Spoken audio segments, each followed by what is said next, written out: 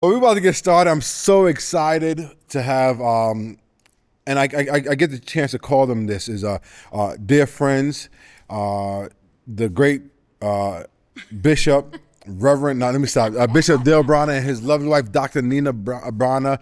With me and my wife, it means a lot because one, I don't look at Bishop, and I respectfully say friend because he's a giant in the faith, a giant, not just in the faith, but in the community of color coming from the the Bronner Bros organization and what you've done for the community of color and whatnot. So there's so much we can talk about, but I just want to say thank you for joining us. And Rita, is anything you want to add to that? No, you said it all. I did. I'm just so happy you guys are here. Thank you for coming. Excellent. So welcome to our show. Welcome. And I'm excited.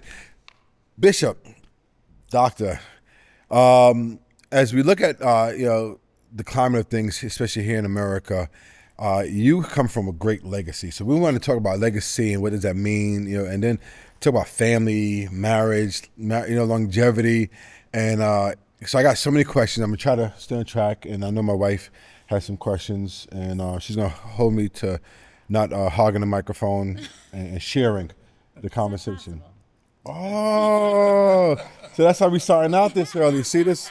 Yeah, this is how we get a long marriage, right? Bishop, how are you doing today? I'm doing great. Absolutely great. Excellent. Dr. Nina? Wonderful, Bill. Yes, wonderful. Now, Dr. Nina has this southern accent that we're going to talk about a little later, and how would you refer to that type of southern You're accent? saying the Southern Belle. Yep, the Southern Belle, right? Yes, the Southern Belle. Yeah, let me hear your Southern Belle accent. No, we're not doing that. Yes, we're doing it. Let me hear your Southern Belle accent. No, we're not gonna. She's getting shy in front of the camera. Bishop, your legacy. It doesn't start with you. It started with. Am I right? Your father. Can you bring us back to your roots of your father and how things started, please? My legacy even began before my father. It was his great-grandfather. Wow. That was a businessman. Okay. And owned a chemical company in South Georgia back in the 1800s. Oh wow. My oldest brother's a chemist. And so my great-grandfather, my grandfather, and my father. So I'm a fourth-generation businessman on my father's side of the family. And then I'm a fourth-generation preacher on my mother's side of the family. My great-grandfather, my great-great-grandfather, and great-great-great-grandfather were all ministers. Wow. Wow, we could just stop there. And right, I didn't even realize it went that far back. I thought it was three. So this fourth generation. So legacy this is a great conversation topic for you. Yes. Wow. Yes. That's amazing. And so I'm the merger of that, both from the business world and ministry. And I often tell people, you never have to try to make the decisions of whether you're going to choose God or money. You just only choose which one you're going to serve. And so they're not in conflict one with another. And if you have an opportunity to have God and have money at the same time, or have God and be broke, choose having God and money. Yeah, I agree. Yes, I like that. I like that combination. God and money. That's amazing. Dr. Nina, tell us a little bit about your background, because we are going to be talking about legacy. So you also are coming from a legacy as well. Yes, I am. Both of my parents were educators. But you see, yeah, she said that. Yes, I am. They were educators. Okay. By the way, I homeschooled all five of our kids. Wait. You home? Don't look at me. No. Wait. No, because we had to do the homeschooling, and my wife's like, no, because especially we had this one. Showed me I'm not built for it. So you homeschool all five of your kids, and so what's the dynamics? It's girls, boys. 4 girls, 1 boy. Our boy is the youngest one. Okay. So, but of course, when he got to high school, he went to a Christian. Okay. private school. So what was the drive behind educating them at home? Well, I just felt like in my heart that was the right thing to do. I just felt like that is something that I needed to do. And we started with our oldest daughter first. Then we brought our second oldest daughter. Then we brought all the rest of them home. And So- actually, the first when they saw the first daughter being homeschooled because she was musically inclined. Okay. And so it was really to give her a little more time with her music. And so she glamorized homeschooling. So the Wow. other children actually asked her, can you homeschool us too? So we didn't make the other ones. We only did it with the first one to give her more time with her music. And then she was there with all four. So I just want to give that context. No, that's pretty cool, amazing. and I just felt in my heart, that this is the right thing for our family, for Yeah. our children. Not everybody's cut out for homeschool. Not everybody's cut out to deal with homeschoolers. Right. Mm-hmm. But I felt in my heart that that's what I really, really wanted to do. And guess what? Our son, of all the ones, he thanked me for homeschooling him. He said that, Mom, if you had not homeschooled me for the time that you did, he said, I don't think that I would have been the young man that I am today. He said, I feel like I would have been different. So he was grateful to have been homeschooled. That's good. That's good. Because you I tried. need an incentive, like we're gonna be traveling, and then yeah, sure, let's homeschool. I still might struggle. It's not for me. And that was a plus because our kids were able to travel in a way that other children that were tied to a school could not travel. So Yeah. then we were doing a field trip in Australia Yeah. with our children Yeah. who were I got my kids looking at me like, That's an awesome field trip. right? we did a field trip to England. You know, we did a field trip to Costa Rica. Okay, that's it. Because you're making us look bad. Now you make us look bad. Field trip to Costa Rica. You know, no. A field trip to Italy. Must be They nice. still do their homeschooling on the road. You know, all they needed was a DVD. So wait, so they're on the Amalfi Coast, relaxing, being homeschooled. Man, Still getting a diploma. right? Right. Yeah. And see, the thing about it, when a child is homeschooled, they don't have to spend as many hours of school. You know, I'm think Yes. about how many hours a day that the child that is in public school has to be in school. Yeah. Think about it. And it's really not necessary. Mm-hmm. We didn't You have to know- go and buy any school clothes, you know, the back to school Yep. clothes and do all of that part of it. Yeah. So I mean, it worked out very well for us. Well, that's awesome. Maybe That's we could good. Revisit it with the little one. Yeah, and then you're gonna have the older She's gonna ones. be the only one. The older ones gonna look at you a little. They already think that we got softer on the little ones. You know, because our kids feel like we got softer on the little ones, and we're not as It strict. does happen. I saw it with Yeah. my baby brother and my father. Oh yeah, I saw it too. But my dad gave the right answer. He said, "I'm too tired." Yeah. Even the, you know, like, you know how folks say the proof of the pudding is in the eating. Mm-hmm. Well, you know, well, first of all, you know, a lot of people don't want to homeschool because they feel like schoolers are not, you know, well adjusted. Socialized. Yeah. Mm-hmm. But that was not the case with our kids at all. Yeah. And they got a good quality education. In fact, our twin daughters graduated from Spelman College in 2013 as the double valedictorians of their Oh wow. Yes. Yeah. And they had studied abroad in Italy as Yeah. well, aced everything. Yeah. Yeah. And they were the products of homeschooling. Yeah. But I would say not all children are cut out. Just based on their personality, their energy levels are not cut out. And not all parents. It takes a disciplined parent and a disciplined student to be able to make that work. So we've never just blindly or said this worked great for us, you should do it. Yeah. You know, Yes. you have to know Yeah. whether it's a fit for how the parent is wired and how the child is wired. Some of them Yeah. it would be a nightmare. Yeah. Because we had this one child called Liam, and he challenged everything we said to do. He said, "No, that's not how my teacher did." I said, "Well, you're homeschooled right now." You know, so we're gonna go back to phonics. We're gonna go back to basics math. In the Common Core. I mean, Daddy doesn't know Common Core. Daddy knows you borrow when when you subtract it, and you give back when you're adding. And that was second grade. Yeah. Yeah. Yep. My goodness. Yeah. We did have one, you know, when COVID did show us so much, we did have one, Stevie, she flourished with, Yep. you know, being homeschooled. Yeah. To her, she just took off. That was the best thing. And she was one that kept asking, and we were like, no, we're not homeschooling. You're going to school. But when COVID hit, we had no choice. And it was like, wow, maybe we should have done this. I know. And now you're graduating telling now. us a story. We even think about, man, should we have? Right? But let me say this. I think that the biggest plus for us most people said that when they get in the teenage years, they're just horrible years. We didn't experience that with any of Not our at children. all. Not at all. And the only thing that I can attribute it to is that they didn't have those external influences. High school kids that were looking at all of these programs that had different values, a different culture than the ones that we were instilling in the home. So we didn't deal with that. They didn't have the social pressures, the peer pressure. And they couldn't meet, my daughters couldn't meet a young man in the hall.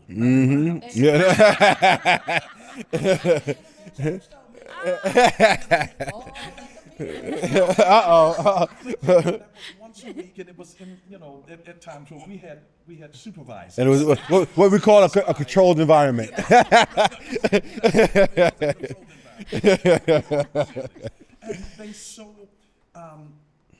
they they really loved going to church because that's where all of their social relationships were. So we never had to incentivize them or bribe them about going to church. Right. They loved going to church. Never 'Cause had to that's make where them. that's where their friends That's were. awesome. Yeah, that's great. That is awesome. Wow. All right, so we gotta stick with a little bit of the program.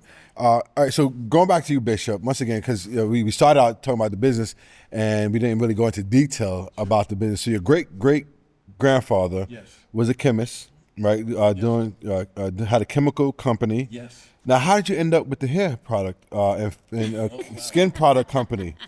Back in the 1930s, my dad saw a sign in downtown Atlanta that said the beauty industry, the depression-proof business. And he realized, he would go sometimes and visit people in the hospital. They could be dying with cancer, and yet they were trying to fix their hair because Mr. Bronner was in the room. He realized the vanity, particularly of women. Even when they were sick, they was trying to get their hair together. So he understood they will get their hair fixed if their rent is not paid. So he began to understand, based on that billboard, the beauty industry is the depression-proof business. So he wanted to go. That struck it piqued his interest for beauty. So he had started, selling products out of his station wagon, and then he built a little stand. Then he got a store, and started the business there in 1947. But who was supplying his product? Was he making it at home? Was it like fresh, patented products? No, we were just, he was a hustler. Okay. He was a distributor Okay. of other people's products. Okay. So we get it. So we get it. So his car was loaded down with products that were made in Detroit, Michigan, and different other places. And so he was selling other people's product until he could raise his own chemist. My dad was not a chemist. He was a salesman.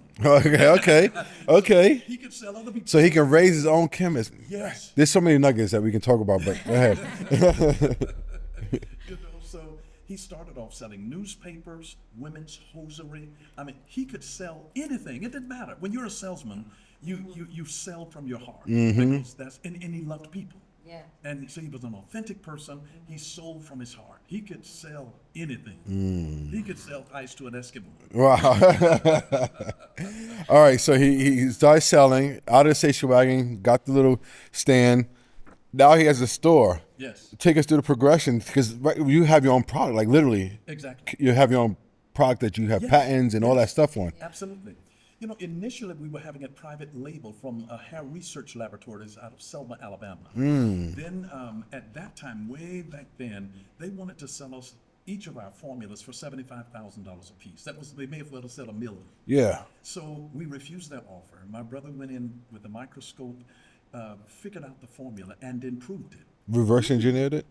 Pretty much. That's what they Yes. So that's how we then started manufacturing our own products. So that was an interesting dynamic to our business. It gave us control of our own formulas to be able to sell and create so many other different products as a result of that. Wow, that's amazing. Yeah. It's an amazing story. You're just, especially it's an inspiring story for this younger generation, because this is a generation of entrepreneurs. Yes. Right, everybody wants to be a business owner. Nobody wants to be stuck to a 9 to 5 and whatnot. But there's some realities, right? And one of the things you said, which was significant, is that your father understood he was a salesperson. Oh, yeah. Until he had to be a salesperson until he can create a chemist. And as you grow up, as you're growing in this environment, you got to understand what do you do good at, Yes. right? What are you good at? Yes. And that's a journey in itself for a lot of these individuals. So thank you for that. Yeah. You have any questions? I just think it's so cool. This is so now. How is the business like ran? Like all of, like, are you the kids involved? Is it just you and your brothers? Like, how is it now? All of my brothers run the business. How many of you? There are 4 of us. One died at 38 years old. Oh, wow. He was of a blood clot on Sunday morning, getting ready to come to my church. Wow. Instantly just took him out. And he was our beauty show director. Okay. So we do a beauty show, which is our selling education and entertainment to cosmetologists. And we would bring 50, 60,000 beauticians and barbers from around the world to Atlanta twice a year. In fact, we just ended one of our hair shows yesterday in New Orleans.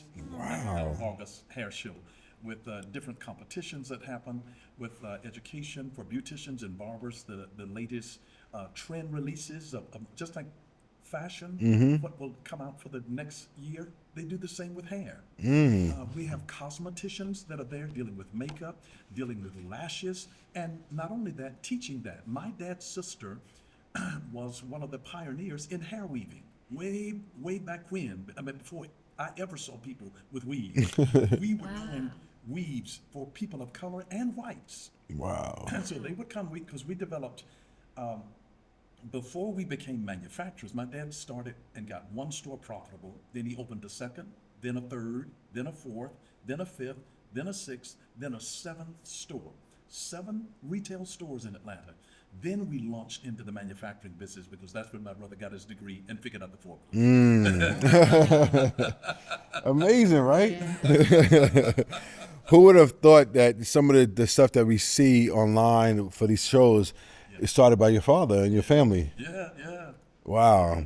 So now the 4 of you are involved in the company. Yes. Different roles. Right. Now, how is that in the dynamics of brothers working together? You know, we had seen it modeled by my dad. I mean, because when I grew up we had 27 relatives working in the business. Wow. My dad and his sisters, brothers, and their children. So we saw it, and my dad was a strong. So it was a real family business. Absolutely, totally family owned and operated. You know? That's amazing. Yeah. So, but it was easy for me and my brothers, because we saw my dad working with his brothers and his sisters. So it was modeled. Yes, it was modeled for us. It was intuitive for us. Wow. And we had clarity of roles. I think it would have been different had each one of us had to work like, I wouldn't want my brother to be my supervisor. You know? Yeah, yep. Each had our own distinctive fields. And so I started doing accounting work, the human resources for the company at 12 years old. My mother was an accountant. So I started doing payroll. I'm doing my mother and father's check at 12 years old without a computer. I would figure out the gross pay minus out federal taxes, state taxes, Medicare taxes, and Social Security. At and then 12 years old? At 12 years old. Yes. Fancy. I'm going to go home to my 8-year-old. You better get your stuff together. Yes. So that was fun. It helped me. It gave me a wonderful balance in life. And I'm telling you, my business background has helped me more in ministry than my doctorate of ministry degree. Wow. Which I can understand that, because like when I was in going for my master's, they teach you nothing about church business. Right. You know, they can teach you how to preach the pulpit, but not how to maintain the day-to-day operations. Absolutely. You know, so you don't even talk about HR. You don't talk about being in compliance. You know, talking about how to set up pay for your the pastors and stuff like that. Yes. It is crazy. Yeah, it is. Yeah. And that's what same thing with my dad. Him being in the banking industry for so many years prior to opening a church, I think is what helped him develop the church at such a level that it was sustainable, right? Because when you great word, great ministry, but if the behind the scenes doesn't grow at the same speed as the word being delivered, the church becomes unsustainable, right? And you find cracks, and next thing you know, you see things that the church ends up collapsing. Yeah. Yep. Absolutely. Yep. So, wow, that's amazing. So, what were some of the major things that you've learned from your father that you also because homeschooling, right? So you had direct influence over your kids and teaching them some of the legacy I call them legacy principles and legacy disciplines Yes. that have so because we look at what worked, Yes. right, and then we adjust what didn't work. Sure. And so some of the things that we do, even talking to my dad, that he's teaching us to develop is certain disciplines and certain rules that help guide Yes. what we do. What are the major things that you've learned from your father that you're now teaching to your kids? I think the very first thing was priorities. He gave us the priorities because we see so many people that succeed in business and they get their priorities out of order because they allow money and the pursuit of worldly things, position, the prestige, all of that. So he taught us God first, family, business, or career second. And then all of this other stuff third. Yeah. So it gave us a great sense of having our priorities in proper order. God first, family second, business, and all of that third. And then he taught 3 simple principles, but not everything that's simple is easy. Wait, say that again, because I know people are gonna be able to rewind and stuff like that. But please say that one more. Not everything that is simple is easy. He gave us 3 simple principles of life. One was work hard. Work hard, don't be lazy. So he gave us an incredible work ethic. My dad started me delivering newspapers to earn my own money because he never gave any of his children, none of his 6 sons, he never gave any of us an allowance. All right, so I gotta let my kids know the money train, the gravy train is run dry. It's cutting it. We got to earn it themselves. The 8-year-old needs to get her too. He gave us an opportunity to be able to earn money. So he took me at 5 years old, made me go there with him, knock on doors, and ask, "Can my son deliver your newspaper?" And so I had to deliver newspapers starting at 5 years old. At 5 years old. My mother threatened him because she says he's so small, and if he gets run over by a car, somebody backing out of their driveway and can't see my child, she said, I'm gonna hold you responsible. I get that. I understand that. Absolutely. But see, all of my older brothers, I'm number 4 out of 6. Okay. So with 6 sons, I'm son number 4. All of my older brothers had delivered and they survived. So it's my turn, and they're delivering papers simultaneously. They had different routes. I had the closest route to the home. Okay. Because I was so young. So you had the whole paper route in different areas locked down. Yeah. Like, so this is So your dad was a real hustler. So it was work hard. Then secondly, be honest. That dealt with that integrity piece. We know how your gifts and talents can take you to places that only your character can sustain you. Yep. So here, work hard, be honest. The third one was, as I said, it's simple, but it's not easy. Keep good company. Because everything that you pour into the life of your children can be corrupted by one wrong relationship. One demon, one witch, one warlock. Oh yeah, no. that enters in and starts interacting and influencing the values of your children that you put in all of their life. But because up until a certain time, the parents are the biggest influencers in the life of a child. By the time they reach around middle school to the high school, then their friends that they're spending more time with begin to become the bigger influences in the child's life. So that's why he said, keep good company. Yeah. Find somebody else who has similar kinds of values so that they will not be pulling you away from the values that have been instilled in it. So see, that's what I said. It's simple, but it's not easy. No, it's not easy. It's not easy. Just working hard for some is that's a difficult thing. Work hard, and because some people are happy with mediocrity. I did something, right? You can't get mad at me. No, I can get mad at you. You got to do better than something. And Right. It just even the integrity part. Because people can subscribe to the white lie. Just one little lie, one little, and yep. Yeah. Wow. One thing, oh my goodness, I lost my train of thought. I know it's gonna come back. Oh, that his dad would always say was no amount of success can compensate for failure at home. Yes. That's good. Yes. No amount of I gotta get my life together. compensate for failure at home. And then public success and private failure is failure. Yes. Yes. Yes. Public success and private failure is failure. Yeah. No, that's good. And so these are the principles that you Yes. from the the legacy part you instilled in your kids. Oh, absolutely, absolutely, absolutely. Yes. Wow. I'm gonna tell you some things my parents put in me. Yeah, please, please. Well, one thing, and then you know, I just put this in the kids. Was one of the scriptures that my mom just sort of drilled in me was, "Let your light so shine before men that they may see your good works and glorify your Father in heaven." So you want to always be mindful of, how you treat people, how you carry yourself. You want to be a light in a way that it causes other people to want to be like you. They love the light in you, and it draws them to the Lord. And then another thing, Because that's another simple rule, right? But not easy. Right. Because I know some people test me. I was driving in Atlanta the other day, and that lady was sitting in that left lane driving slow. I'm like, this is the passing lane, get out the way. And she looked at me and gestured certain things. I said, wow, this is how they talk in Atlanta? And so what was number two? and do your best and trust God to do the rest. My dad would always say, "Do your best, Nina. Do your best. Be excellent. Do things with excellence." And so we just put that in our kids. Do your best and trust God to do the rest. A lot of times I would have them to repeat, do your best and trust God to do the rest. I would say, what I would say, have them to repeat this after me.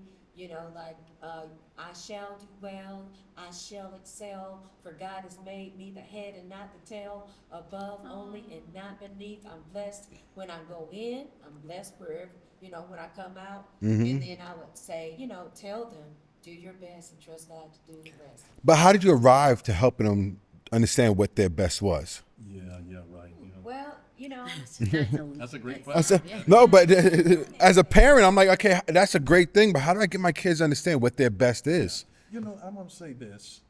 Parents have to notice little things about kids. Whatever greatness that is in them, it's in them while they're young. Notice what they pay attention to.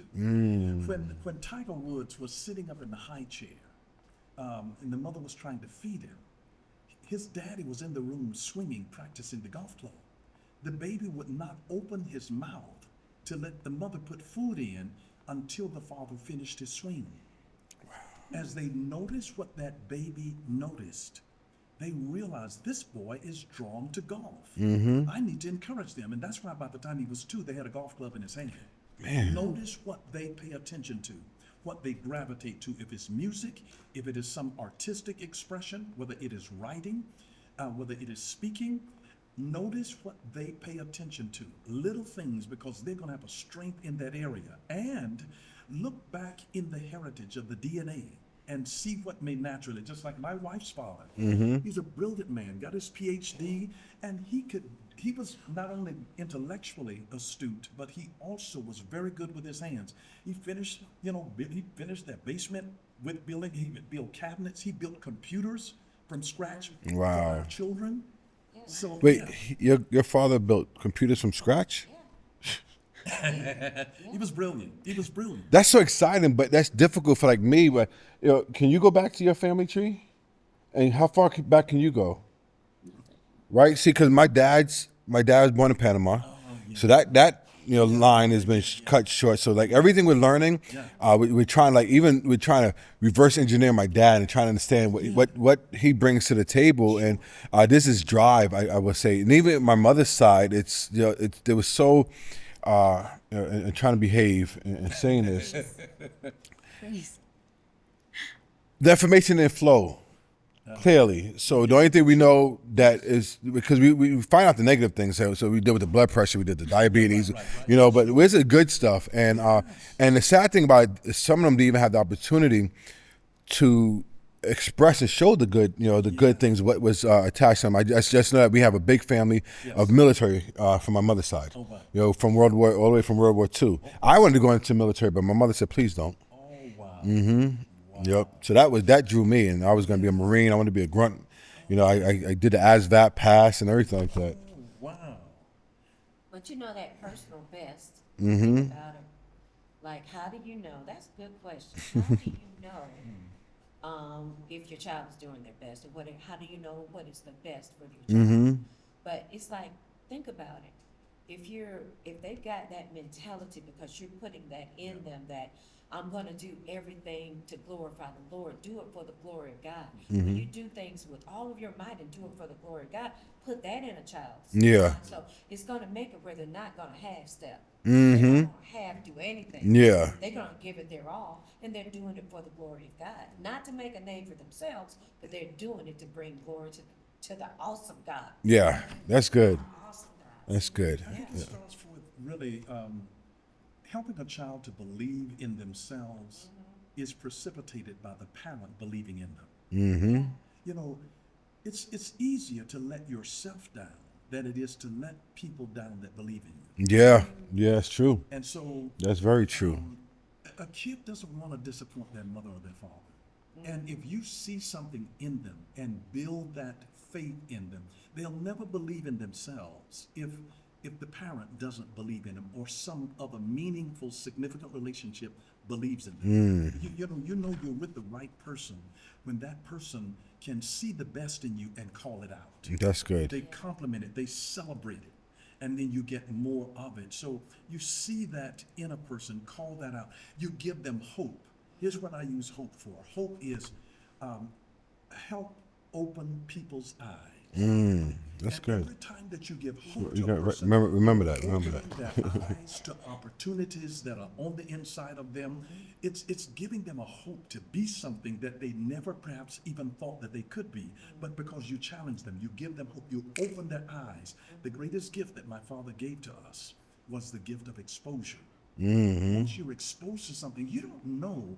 You know, most people ask the wrong question, like, what do you want to be when you grow up? Yeah. Don't ask that question. Ask, what problem do you want to solve? It begins to rearrange how they think about the world, that I am an answer to a problem. Yeah. We're wheat, we're seed, we're an answer to a problem. You see a problem? I'm a problem solver. So, So I gotta ask my kids that. What problems y'all want to solve? ask themselves this question. Don't ask what the world needs. Ask what makes me come alive. Because what the world needs, in essence, are people who have come alive to their purpose. Ooh. That's good. Wait, we gotta stop there. Time check. Ooh. Okay. That's good. Do you need a break? You good? I'm good. I think we're surrounding around this, right? All right. At 45. We're at 30 minutes? Okay. All right. 33. All right. That was great. Yeah. So we're going to transition to marriage. We talk about marriage and stuff like that. You want to start it off? Sure. I gotta get you more engaged. I'm trying to get. What do you mean? He's This a is, natural too. I just I want to get you engaged. this is so interesting. I know, right? Like, I don't even need to speak. This is awesome. All right, I just want to make sure. All right? I gotta go home with her, right? All right, good. All right, do you need a slate or anything? Nope. All right, you're good. All right, so I'm behaving. I'm doing You're good. doing great. All right, we're still good. Yes. All right, making sure, Bishop. I'm trying to learn. My dad said, always a student, right? Always a student, right? So, Bishop, all right, let's start with Dr. Nina. How long have y'all been married? We have been married for 40 years. Yes. I've been married for 26, and that just seems so far. I'm starting to get out of trouble. I'm starting to get in trouble. No, it is. It is. Oh, wait, did I say something wrong? No, not yet. Not yet. Wait, so you I don't know anticipated me how- saying something wrong? Yes. Oh. I like, it's 26 years and I'm always like, how did we get here? Wow. Because it feels so quick, but at the same time, it's like, this is a long time. And I want to believe we're still doing well. Yeah, I want still to like be on you. sometimes, but I think that's a part of the marriage. I think it is. But, so 40 years is, whoa. I want to, I mean, I can't wait till we get to year 40. I'm excited. I'm going to get to year 40.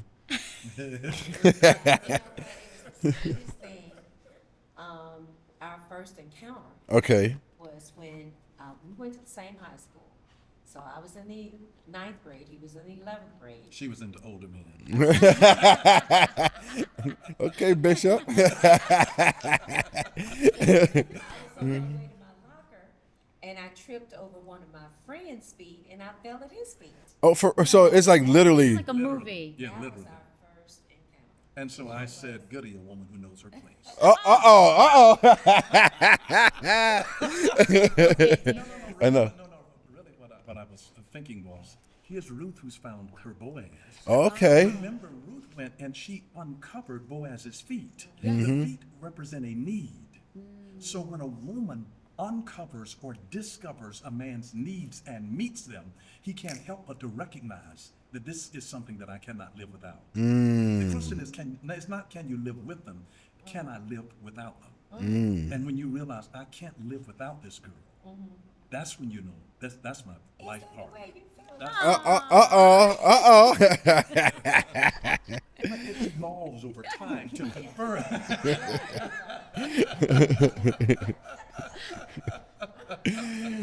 So it evolves over time, and that. But you see, because one of the things I want to put into perspective is that there's a reality that there is work, right, with the 40 years. Right, there's work with the 26 years, and there's ebbs and flows, ups and downs. And like she said, a couple of times she wanted to take me out, which I probably deserved it. At the time, I was too immature to realize I deserved it, but I probably deserved it. How based on your perspective, right? Because we know Bishop got the eloquent, polysyllabic vocabulary to support what he wants to say. But Dr. Nina, how did y'all get to 40 years? Well, I know we had to get through it through prayer and the grace of God. And one thing about my husband is that, just like you remember, you gave me that a Jesus First pen in high school. There was a pen. You know how those little lapel pens? Yes. Did he pin it on? He He was trying to get close. That's what it was. He said, Jesus is my first love and you're my second. Mm. And one thing I must say that, over the years, he's never put the ministry above me. Wow. Certainly God comes before me, but he's never put, just like his daddy said, God first, business second, including church business, and then family third. I mean, God first, family second, business third. So he's never put the church business ahead of me. I didn't feel like the church was a mistress. So. So you weren't dealing with competition. Yeah, and I know he does a lot of traveling now, but he never would have done that when we had really young kids. So, but he's always both of us have guarded our marriage and do the simple things like don't let the sun go down upon your wrath. Yeah, how do you do that? Because sometimes I have to walk away, right? Because when we get into a heated argument, we get into a discussion, and I'm looking at her and asking myself that question, can I live?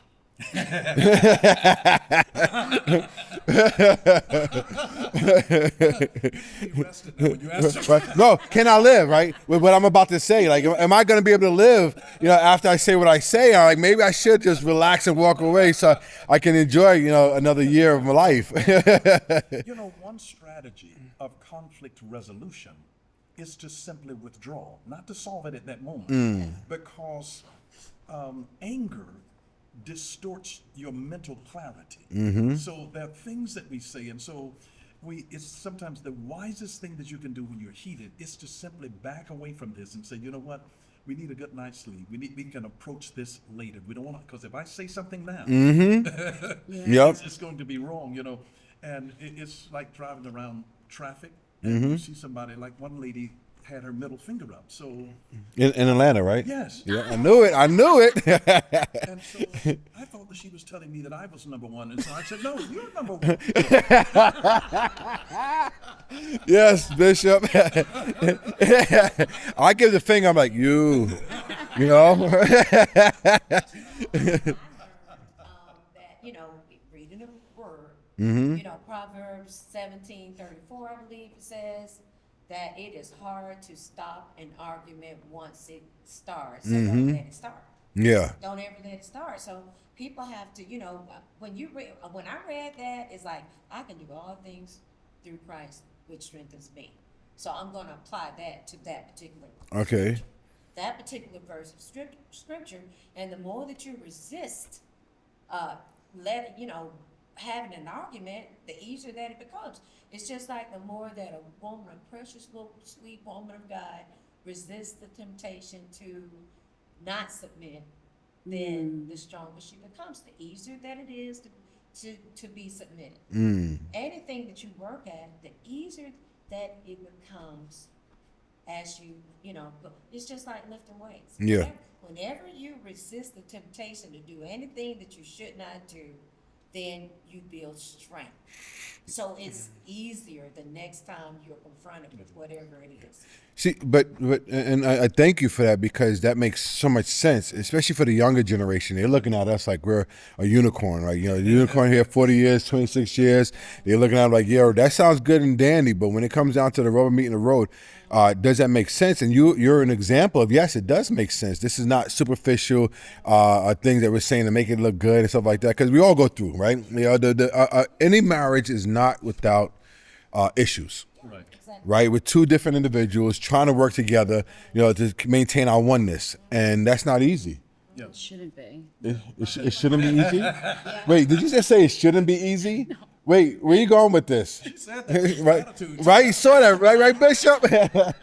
Well, I mean, I just feel that, I mean, if it's so easy and there's always the yes and sure, you know, and you're not really being who you are, and then so it shouldn't be that easy. Okay, that's what you mean. I think that, All right, like she you said, cleaned that two up, right, different- Bishop? I cleaned it up. Yeah, you did good. You Two did good. different people, and I mean, as much as I love you, and I do want to be your yes man.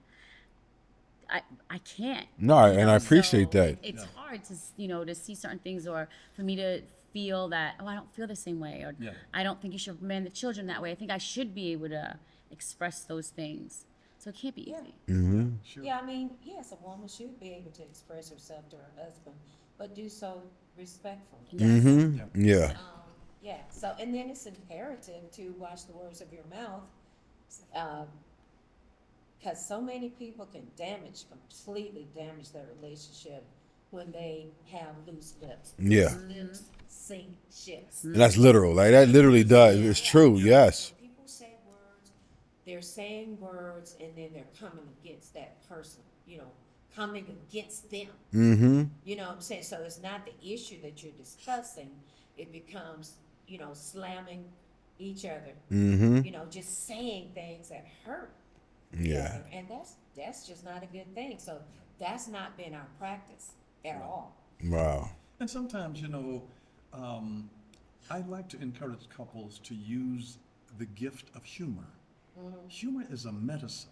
You get in a tense moment. There have been times that if she's upset with me over something, I'll just grab her and say or do something silly to make her laugh. I mean, that's a grace in my life. I love humor. Yeah. But it can immediately diffuse anger the moment that you do that. Because it says, when you're in such a serious moment, bring some lightness in.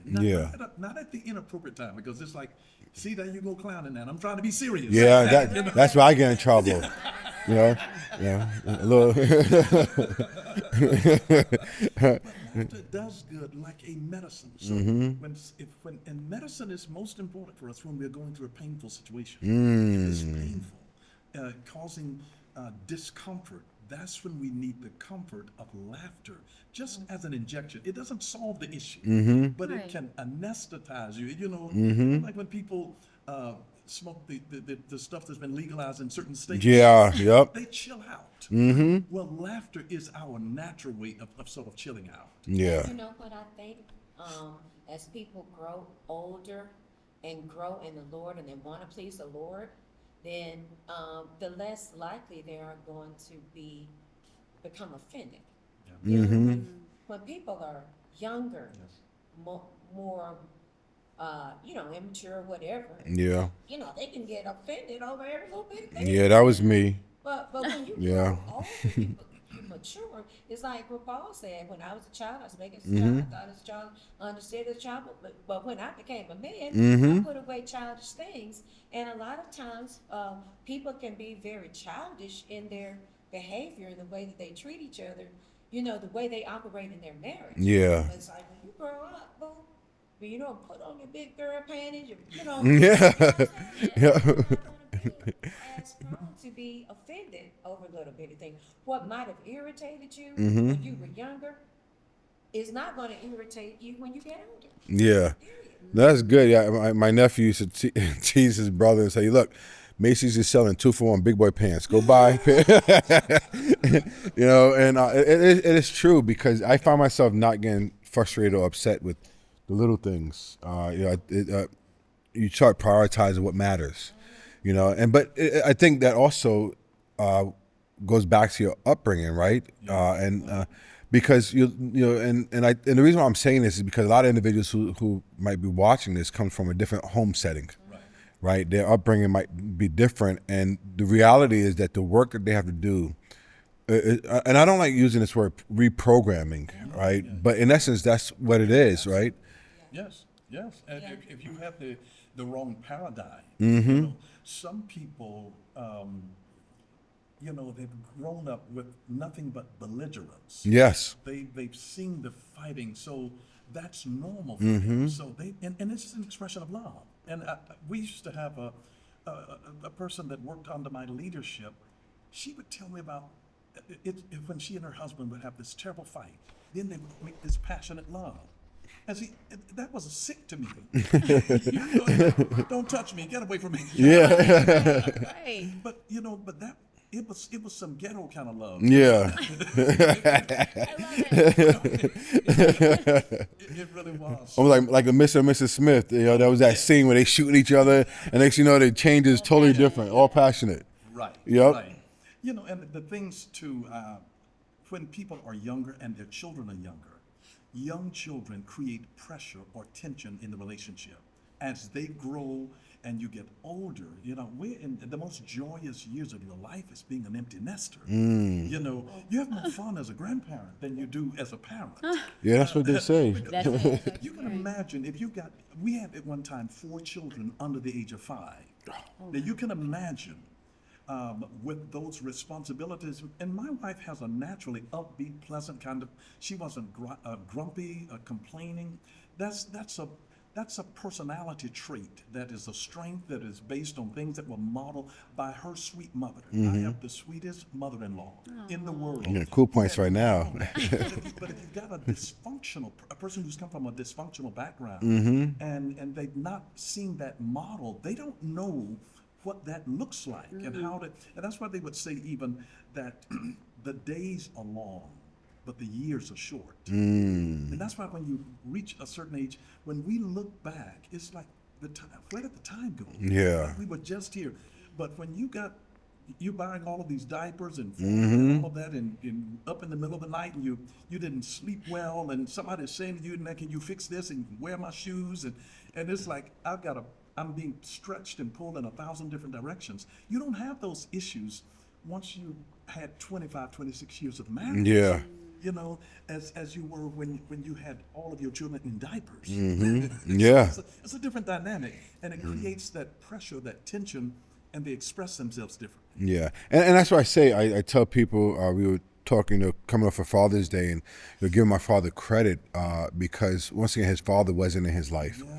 And the fact that he, became the man of God and the man that he is today, raising, 7 boys, now 26 grandkids, and 1 great grandkid.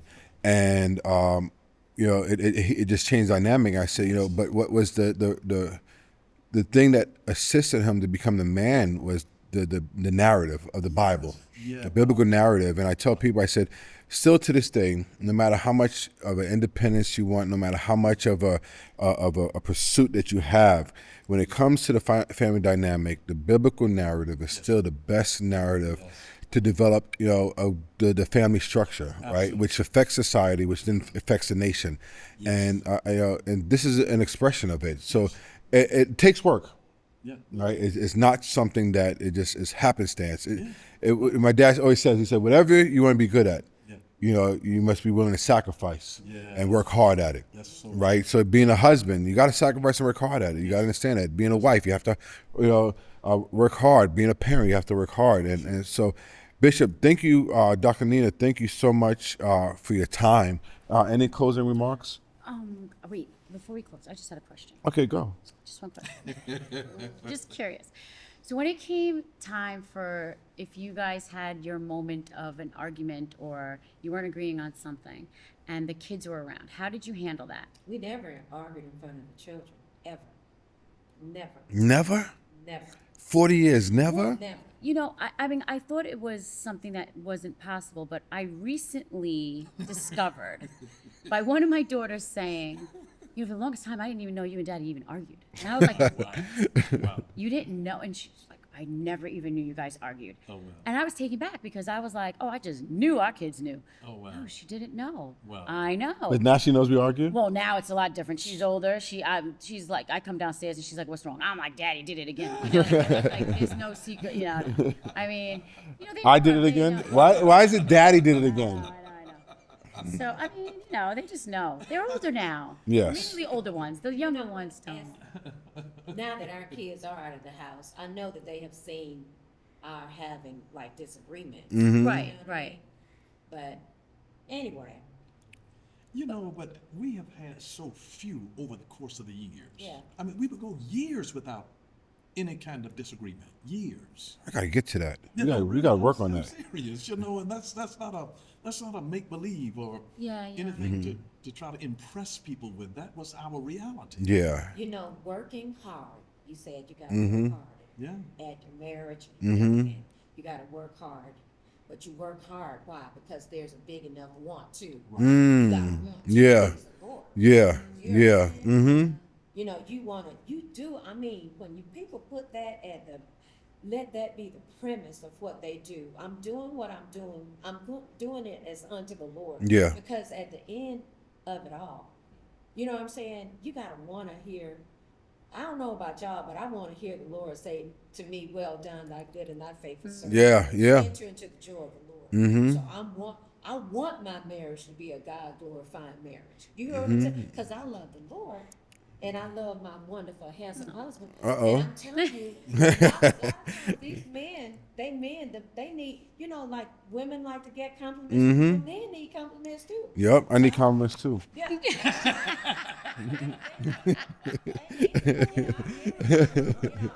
Men need that encouragement, that support, compliments. You know, it's like, there is nobody, I already know there's nobody else on the face of this earth that compliments my husband as much as I do. Makes Oh, I it- love it- that. yep. And then I tell him he looks good. I already told him. Yeah. Yeah. I know what to do. But they need to Beautiful. do that. Yeah. Women need to learn how to give what they want. Yeah. Yeah. And That's good. you're start you can start another conversation just on that statement right there, because you know when you look at the society and how things are going, right, there's an entitlement, a part of this movement, which I'm trying to behave and not say certain things, but there's a level of entitlement that has cropped up, right, with the generation, and they don't believe in what you just said. They are antagonistic to that statement. You know, it's about me, and You know, and if they really properly understood it, it's an investment that you make in your partner, but you reap the benefits. you gotta say that again. Which camera can he say that to, specifically for that audience? That's, when you pour into your spouse, it's an investment that you make in them, but you reap the benefits of that investment. Yeah. The same, just like with your children. It's an investment that you pour into them, but you reap the benefits. Wow. That's good. Yes. We need to do a marriage one. But y'all need to do a women's Oh, no, absolutely. one that y'all are just talking about some of the stuff, because it's scary. I told the women and men in the church, I'm praying for you, because I don't see a large number of people getting married But because of there's the dynamics, right? So you look at the trickle effect, right? So you look at the home structure, and then you look at the dynamics of how individuals were raised, right? And now you're starting to see how it having a societal effect, where there is a disconnect on the role, right, of the man and the role of the woman, and they're so antagonistic to the traditional aspect. I said, but sometimes you got to start saying, okay, why was this tradition created? Yes.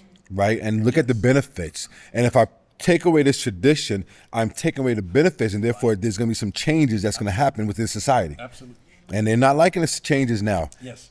So my youngest daughter's generation is looking at like, no, there needs to be, let's go back. So my 24-year-old, she's like, I wish I was raised in your generation, because this generation right now, I can, looking at some of these men are not, really. not men, right? So, and looking at some of these women, it's like, what are you thinking? What's going on? So y'all And that's definitely what's need to so- have that and that's what's so conversation. hard, because they're saying they want to be married. They, that's they want to get married. They Right. want to have a family, but with with what's being offered out there, Mm-hmm. they're like, yeah, no, thank you. I'd rather be by myself. And I feel bad because I want them to. But as a being a father of daughters, I don't mind, because that's saving me money right now.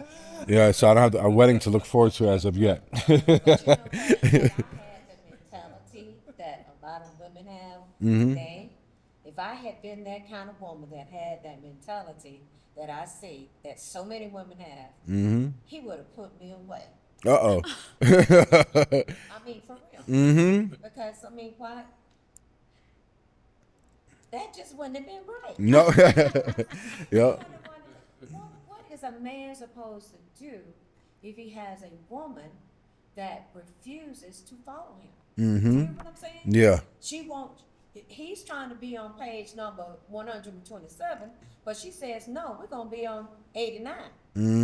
What is a man supposed to do? Well, that's a house divided against itself. Yeah. I would hear my father, not in reference to the marriage, but he would say to people in the business, shape up or ship out. I remember Yeah. that statement. Yep. I remember Yep. that one. You know, I'm saying, like, when a man and a woman do not agree, Yeah. you talk about it, respectfully. Yeah, but if they don't agree, then it's for the woman to submit herself under leadership. Yeah. Her husband. Yeah. Her husband. Yeah. Yeah. Yeah. Yeah, that's too traditional right now. Yeah. But I think it's because I think there has been a negative connotation towards submission, Yeah. 100%. right? And so now the question is, are men and women equal, right? And like we've been taught ontologically, yes, they're equal, but they're different in roles, right? They're different in expressions, right? And I think if we lose the differences and mesh everything together, then what do we really have? Yeah, right. Right, we have a chaotic society. I told people, I said, whenever right, there's exceptions to the rules, right? So yes, there are exceptions. Some women have raised some strong men, right? Some women have raised some strong women. Single parents you've seen some things emerge, but whenever the exception, because that's the exception, it's still not the rule.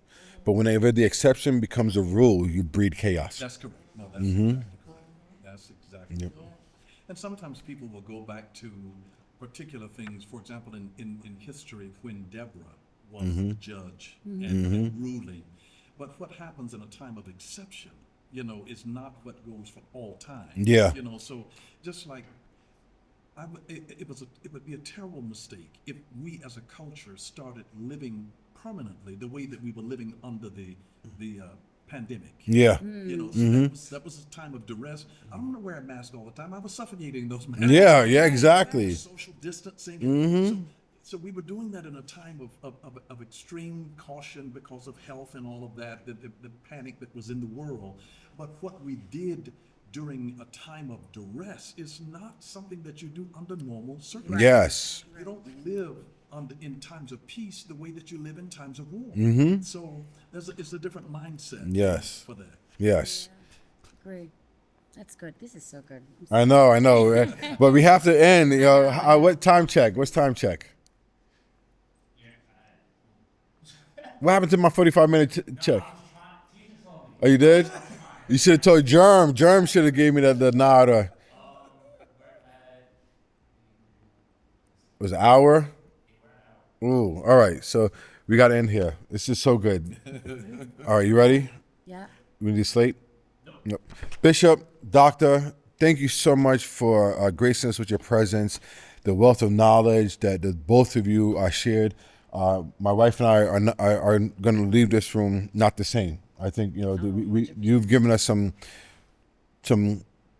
targets of things that we need to start working on.